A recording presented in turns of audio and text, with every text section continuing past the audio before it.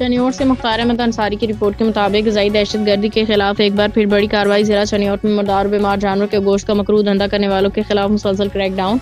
Deputy director operation doctor Mohammad Qasim Raza की सरबराही में फूड सेफ्टी टीम ने बीमार जानवर के गोश्त की सप्लाई नाकाम बना दी। बेतला पे तवील रेकी के बाद कार्रवाई लाहौर रोड पे वाक़ मौजा सलारा में अमल में लाई गई। मुसाफिर रिक्शा से 4 मन वजन की गैर कानूनी तौर पर ज़िबा की गई बीमार भैंस का गोश्त बरामद। गोश्त को फरोख्त करने की गर्ज से खुफिया मकाम पे ले जाया जा रहा था। Veterinary specialist doctor Abdul Basit की रिपोर्ट के मुताबिक गोश्त इंसानी इस्तेमाल के लिए इंतहाई नुकसानदेह करार दिया गया। 4 मन से ज़ायद बदबूदार गैर मेयारी इंतहाई मुज़र सेहत गोश्त को दरियाए बुर्द कर दिया गया।